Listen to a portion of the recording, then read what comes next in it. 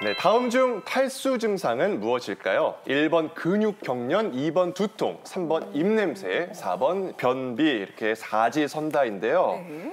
자, 두 분께서 한번 답을 맞춰보실까요? 네, 신중합니다. 예. 두 분 좀 신중한데. 진짜 시험 보는 것 같아요, 네. 지금. 예. 저는 뭐 답이 확실히 나왔습니다. 네. 저는 뭐 1번, 2번, 4번 골랐어요. 아까 1번이 근육경련이라고 했죠? 네. 그거 저 옛날에 체육 시간에 정말 이렇게 쓰러지는 친구 봤거든요.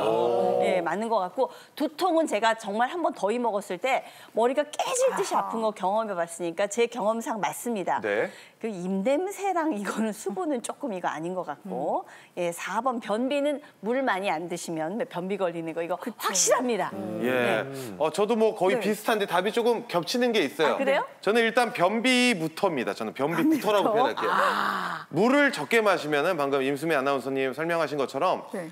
이게 조금 변이 수분기가 없으면 몸에서 배출이 잘 안 돼요. 맞아요. 고통스럽습니다. 네. 그러다 보니까 변비가 오고요. 그러면 어때요? 화장실 계속 앉아있으면 아유 머리야 머리까지 아파져요. 그래서 수분이 부족하면 변비가 생기고 두통이 온다.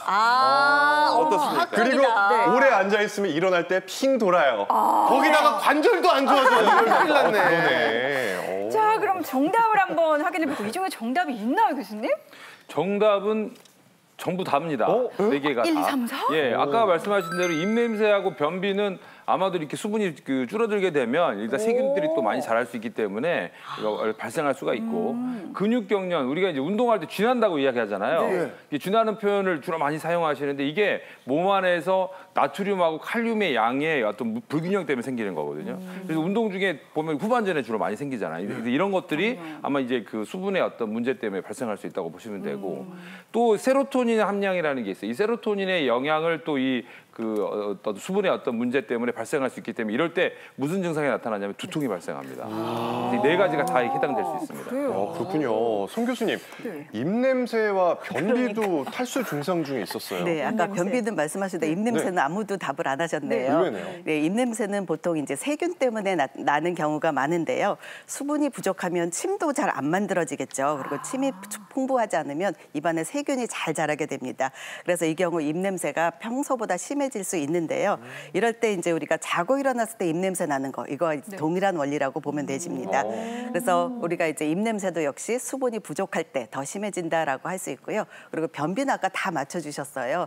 우리가 체내에 이제 대변, 소변 이런 데 이제 물이 많은데 물이 부족할 경우에 거기에서 수분을 끌어가지고 갑니다. 그래서 우리가 오랫동안 변을 못 보게 되면 수분이 다 빠져가지고 딱딱한 변 보고 이런 거 있잖아요. 네. 그래서 이제 탈수가 되면 입냄새뿐만 아니라 변비도 있게 되니까 우리가 건강하게 하시려면 수분을 충분히 드시는 것이 좋습니다. 예. 자, 정말 우리가 몸이 수분으로 이루어져 있다 보니까 어디 하나 영향을 안 미치는 곳이 없는 것 같은데 이런 좀 가벼운 증상 말고 좀 심각해서 목숨까지 위협할 수 있는 그런 증상까지도 갈 수가 있나요? 자, 우리가 이제 이거를 잘 아셔야 되는 게 1%라는 걸 꼭 기억하세요. 그러니까 우리가 우리 몸 안에서 1%의 어떤 수분만 일단 체중에서 1%만 빠져나가도 갈증이라는 걸 유발합니다. 이 갈증이 유발했을 때부터 벌써 나는 몸 안에서 물이 부족하다 이렇게 아셔야 되는 거고 3%가 부족하게 되면 우리가 혈류량이 감소를 하게 되고 5%가 부족하면 집중력이 떨어지고 8%면 호흡곤란이 생길 수가 있어요. 그리고 10%가 일단 줄어들게 되면 혈액순환 장애가 생기기 때문에 이것 때문에 우리가 심근경색이랄지 이런 굉장히 심각한 질환들을 유발할 수가 있습니다. 오, 그렇군요. 자, 이게 마지막까지 오면 혈류 순환 장애까지 온다. 그런데 이제 우리가 목마르다 싶으면 탈수 증상이다라고 의심해 볼 수 있다 하셨는데 목마르기 전에도 그 증상을 체크해 볼 수 있는 방법이 있을까요? 네, 우리가 이제 애들은 뭘 보고 하루 건강을 관찰하나요? 아이들이요? 변 보나요? 그렇죠. 네. 대소변 잘 보나 보잖아요. 네. 어른도 마찬가지입니다. 그래서 탈수를 진단하는 가장 쉬운 방법이 바로 화장실에서 소변 색깔을 체크하는 것입니다. 아, 소변 색깔. 네, 소변 색깔이 이제 뭐 보통 노란색이고 이제 이렇게 되는데요. 소변 요즘에 이제 비타민을 많이 드시니까 비타민 드시는 분들은 소변이 노란색이 날 수 있으니까 비타민 드시는 분은 아니고요. 비타민을 안 드신 분의 소변을 기준으로 할 때 이제 색이 진하고 노란색에 가까우면 수분이 부족하다. 부족하다고 판단하면 됩니다. 이럴 때는 즉시 물을 한 2잔 정도 마시면 조금 더 이제 희석이 되니까 괜찮게 되고요. 건강한 소변의 색깔은 그럼 어떤 건가 하면요. 약간 옅은 노란색 그리고 맑은 색이 좋습니다.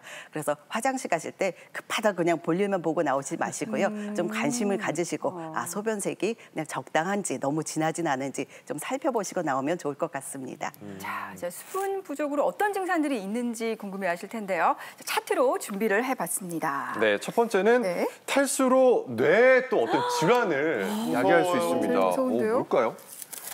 기립성 저혈압. 이거 일어날 때 핑 하고 도는 거잖아요. 탈수와 연관이 있나요, 교수님? 네, 이게 저 요즘에 굉장히 많아지고 있고 저희가 응급실에 오시면 어떤 분들은 아니 왜 이렇게 혈압을 그냥 누워서만 재면 되지 뭐 세워서 재고 이렇게 이제 반복해서 하냐 이렇게 말씀하시는 분들이 있는데 이게 누워서 갑자기 일어나는데 핑 도는 거 네. 이게 이제 기립성 저혈압의 어떤 주된 증상이 됩니다. 이런 경우가 발생하는 이유가 네. 우리 혈액 내에는 94%가 물이에요. 네. 근데 이게 갑자기 이제 물량이 좀 부족해진다 그러면 혈관이 수축하게 되거든요. 이런 경우에 또 혈압이 또 떨어지게 되는 어떤 효과를 볼 수가 있기 때문에 이런 상황 때문에 기립성 저혈압이 발생할 수가 있게 됩니다. 저 어제 약간 그런 것 같아서 살짝 걱정이 됩니다. 이런 증상 있으세요? 네, 물을 먹어야 되겠네요. 네, 물을 마셔야겠다는 생각이 핑 돌면 안 듭니다. 돼요. 네, 안 됩니다. 심장으로 가보겠습니다. 심장. 심근경색. 이거 진짜 위험한데 네. 이게 수분이 부족해도 생기는 병인가요? 그렇죠. 아까 말씀드린 대로 우리 혈액 내 94%가 물인데 이게 부족해졌다. 그러면 피가 끈적해지죠. 그러면 적혈구나 이런 것들이 뭉치게 되고 그러면 뭐가 문제가 되냐면 혈전이 생기게 돼요. 이 혈전이 생기게 되면 결국 혈관을 막게 되잖아요. 그러면서 심근경색이 유발하게 되고 근데 이런 혈전 때문에도 발생하지만 에어컨도 문제예요. 에어컨을 갑자기 쓰게 되면 네. 갑자기 온도 변화 때문에 혈관이 수축을 해버려요. 그러니까 혈전이 안 생겼지만 그 수축 때문에 발생하는 경우도 생기기 때문에 이런 경우에도 일어난 심근경색이 발생할 수가 있습니다. 그래서 우리가 28도에서 1도만 올라가도 심정지 발생률이 한 1.3% 증가한다고 돼 있거든요. 그래서 날씨가 덥다고 해서 너무 에어컨을 많이 심하게 튼다거나 수분 보충 안 하시게 되면 심근경색은 발생할 수가 있습니다.